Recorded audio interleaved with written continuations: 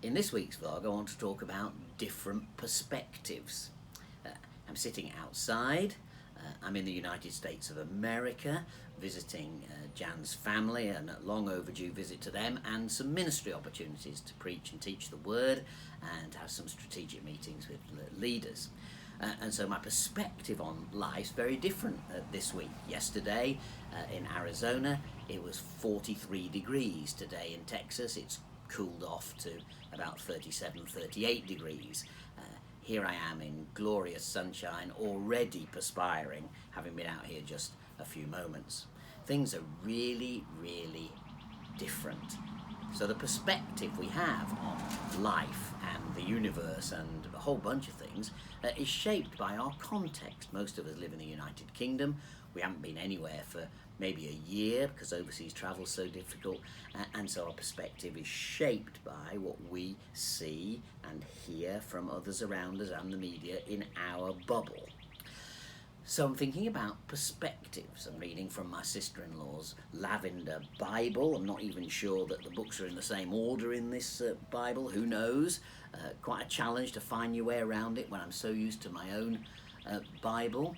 And here we are looking at some verses in 1 Samuel. Now these verses are usually used to talk about personal faith and sinfulness and good behaviour and so on, because it's about God looking on the inside and humanity, looks on the outward appearance. But I want to talk today a little bit about the perspective that God has, and his perspective not just on the COVID pandemic, but on our lives and how different that can be from our own perspective. So here are the verses in 1 Samuel chapter 16, and Samuel's gone to anoint a king, and Jesse's sons are all lined up. And so when they arrived, all these sons, for Samuel to look them over, Samuel saw Eliab and said, "Surely the Lord's anointed stands here before the Lord." In other words, this was just a strapping young man, just looked fantastic. Surely this is a future king. But the Lord said to Samuel, "Do not consider his appearance or his height, for I have rejected him. The Lord does not look at the things people look at. People look at the outward appearance, but the Lord looks at the heart." Now, of course, this verse is true about personal spirituality, about how we can pretend or act in particular ways, but God sees our motivation. But rather more than that, and what I want to focus on today, is God's perspective on the whole of life. God has a different perspective to our own. We see things, we see our news broadcasts, we see our fellow human beings around us, we see our life as we experience it, but we desperately need to see, particularly in these COVID times, God's perspective. Because it's amazing how the lens through which we view reality changes what we think about things. And we've got to see things as God sees them, through the lens he sees. When we do, we see things as they really are, not just as the media wants us to see them, or our government wants us to see them, or any other, or as the devil wants us to see them for that matter. We want to see things clearly as God sees them. One of the perspectives that I've noticed in the short time I've been here is the way that the whole COVID thing is commented on and seen by scientists and medics and the media here in America in a very different way to in the UK. And it's confirmed me in my understanding that we're not handling this particularly well, and that the crazy, hysterical stuff in the media and what I perceive to be the completely unnecessary delay in opening up in the United Kingdom has brought into perspective again here for me, here in America. How would I define that difference now that I'm here?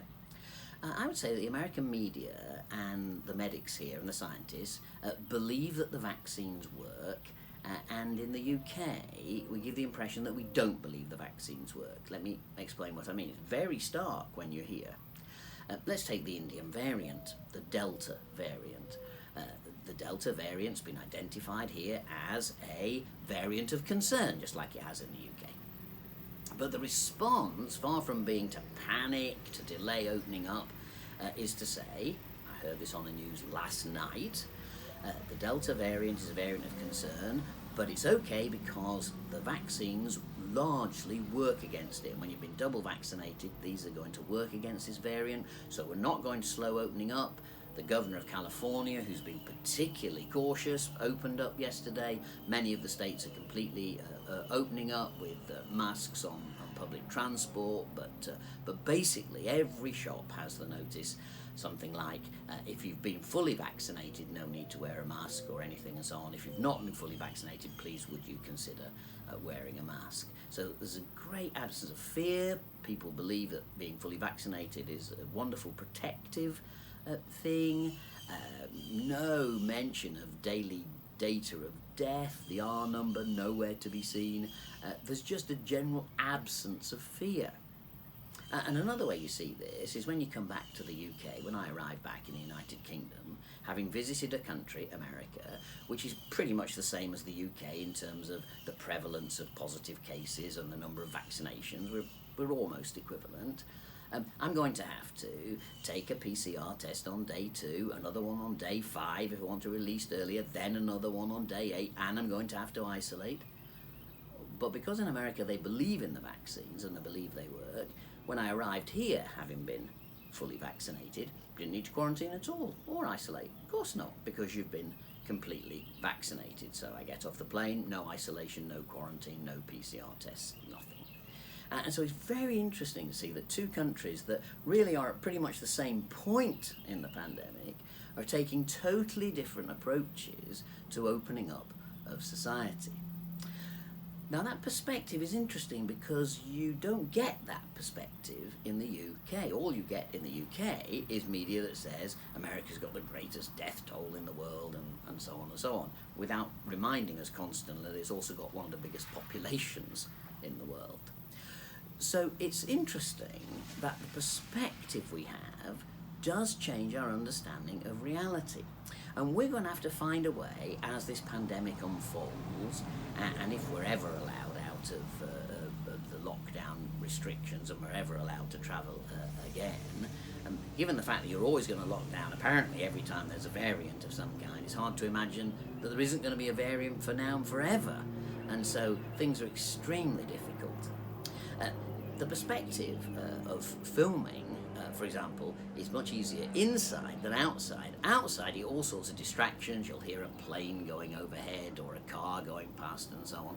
All sorts of distractions. Actually, in life and in faith, there are distractions, aren't there? Always things which cause us to be thinking about something else or to be not focused on following the Lord and listening to Him in the way that we should. So as we emerge in these tricky times, wondering what on earth the role of the church should be, what's God's perspective on how the church should be behaving emerging from this situation? At what point should the church be saying, enough is enough? We need to get back to worshipping, to singing, to praising God, to gathering. At what point will the church be prophetic and bold in its approach to that? Or will it be forever locked into a world in which worship's truncated and slightly strange? Who knows? But God's perspective is needed on this. To what extent should the church rebel against restrictions, and to what extent should the church abide by them as good citizens? What's God's perspective? How will we discover it? And we need God's perspective on our own responses because, as we've often said in these blogs, people have very different ideas about it. Some people are afraid, some people are very bold, some people want restrictions to be kept for a much longer time because it makes them feel safer. Others are desperate to see them got rid of. Those two people may find themselves in the same room.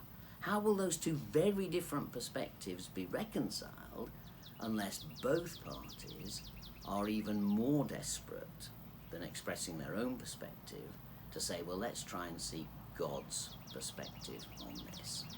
Because as Samuel discovered, God's perspective is very different from the human perspective. Samuel, who was a man of God, a prophet, clearly was trying to do his best to appoint the appropriate future king of Israel. But God had other ideas because he sees things in a way we don't always see them. And this tricky time as a culture that we're in, this transition time, this struggle to know how to live personally, whether we should be shaking someone's hand or not shaking their hand, hugging them or not hugging them, what is it they want. Social interactions are much trickier now because we're not sure of the person we're meeting and what their responses are going to be. So we desperately need God's perspective on this. So it's an encouragement really to be prayerful, to be thoughtful, to be those who are genuinely day by day open, saying, well, God, help me. What's your perspective on this? How should my church behave? How should my small group behave? How should I behave in order to be a Jesus person, a Christ-like person, going forward day by day? Because God sees things as people do not. He gets the bigger picture. He gets the total picture. And our job as believers is to tap into that divine wisdom to get his perspective, so that the picture which emerges is more like the picture Jesus wants us to have, rather than any prejudice or opinion of our own. So this week, let's be wise like Samuel was, to listen out for not what it is we think or believe specifically, but what is it that God wants us to think and believe as we act towards others in the days and weeks to come. So, God bless you from the United States of America.